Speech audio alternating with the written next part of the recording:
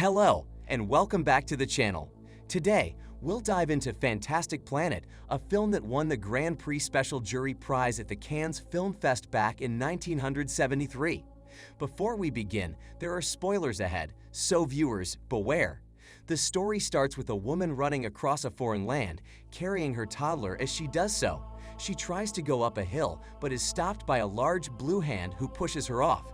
She tries a couple more times, only to be pushed again and again before getting flicked away. She tries to run away, but the large hands put weird rocks and sharp objects in her path. She eventually stops and then picked up before she's let go. She dies on impact, and then we see three blue humanoid creatures around her. The kids leave when two other humanoids appear. The daughter takes pity on the baby, and her father lets her keep it as a pet, saying they can't let the animal die. And this is how we're introduced to the world of the blue humanoids, called Draags, and the humans they keep as pets, called Ygams. They all live in a planet called Igem, a technologically advanced world. Tiwa and her father use their alien powers to make it a collar, which appears out of thin air.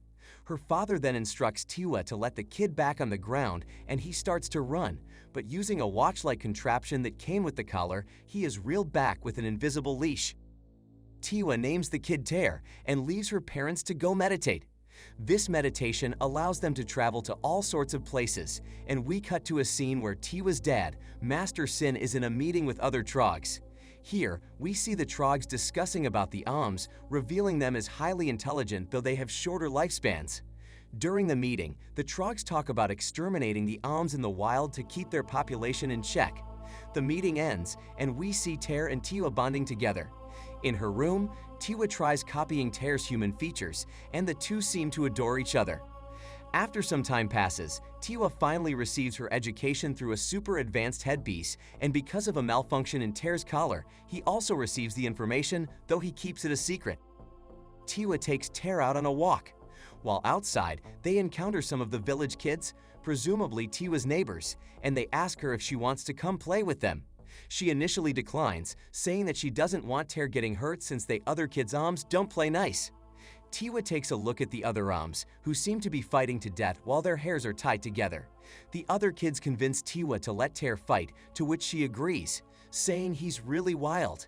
Tiwa puts Ter down, but he doesn't want to fight, and the other Ygams start singing. Tiwa asks Ter to sing, but Ter had other plans and instead strangles the other Ygams. Tiwa takes Ter away after the kids say that he's a disagreeable animal. Back home, Ter uses Tiwa's headset and starts reciting her lessons. Tiwa's parents hear this, and Master Sin comes to a conclusion to forbid Tiwa from having Ter with her during her lessons, though Tiwa doesn't listen to her father and still carries Ter with her wherever she goes. Master Sin finds out and scolds Tiwa, saying that the lessons are for her. The Draag children finally get to do their own meditation, and Ter narrates that it's sort of a rite of passage for them. As Tiwa grows up, she starts to lose interest in Ter, who has now grown into a young man. Ter decides to run away, taking the headset with him. Tiwa notices Ter is gone and starts to get worried. She tells her mom that Ter and the headset are gone. Her mom tells her to use her bracelet to pull Ter back, but Tiwa is worried she'll hurt him, revealing that she still cares for him after all. Meanwhile, Ter gets pulled back at a rapid rate, but thanks to the bracelet getting caught in a bush, Ter is able to hold on long enough for another Ygam, a woman this time, to remove his collar for him. The woman asks him what he's been hauling, and Ter explains that the headset is a device used by the Draags to learn stuff. She takes Ter with her to her community in an abandoned park. Ter and the woman arrive, and they laugh at him because he's dressed oddly. One of the Ygams starts banging on a box with his stick, and Ter yells out it's a trap, but the man gets eaten.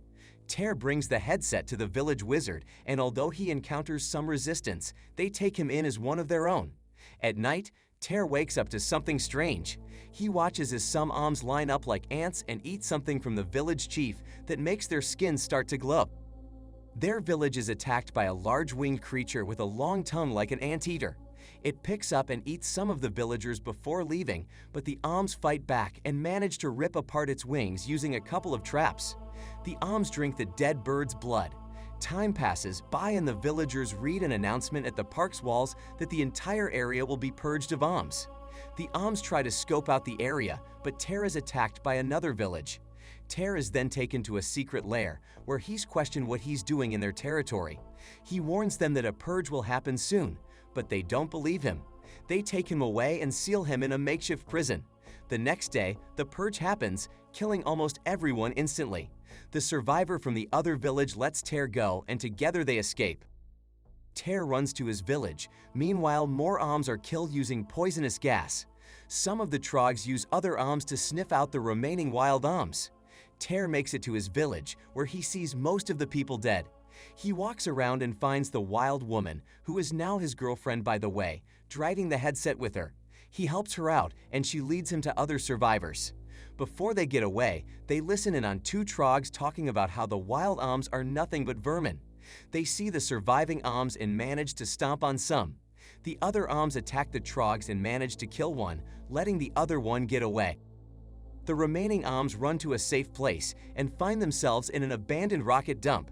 Meanwhile, at another Draag meeting, some Draag members denounce the purging of the Oms, stating it's ineffective, and that the Oms even managed to get one of their members killed. Masterson says that they found two very organized lairs, and that what was the most surprising was they found supplies organized according to their contents. Some are pushing for the regulation of the breeding and selling of Oms as pets, since they often run back to the wild after some time. Some ask if the domesticated Oms should still be kept as pets, and Masterson reiterates that the reason why they can't keep the Oms in check is because the Draags keep treating them as some vicious animals when in fact, they're much smarter than that. After some time, the Oms have built a city in the abandoned rocket dump. They plot to leave for the wild planet and manage to restore some rockets for their escape plan with the help of the headset. An alarm suddenly blares, signaling an attack. The Draags try to search for any signs of the Oms, but the Oms manage to outsmart them all. However, a large-scale attack literally sweeps the entire colony, slaughtering many Oms. A couple of survivors, led by Ter, manage to flee using the rockets and get to their destination. Once they arrive, they find weird statues on the ground. Upon closer inspection, they find out that the Draags travel to these statues during their mediation to make contact with others, ensuring the survival of their species. The Oms destroy a couple of statues and threaten to destroy everything unless they stop the genocide of the Oms. Calling an emergency meeting, Masterson says that the war must stop. The film ends with the Draags and Oms living peacefully alongside each other. And that was the colorful and eccentric story of Fantastic Planet. We hope you liked this one, and if you did, don't forget to like, comment, and subscribe to the channel for more videos like this. Thank you for watching. Until next time.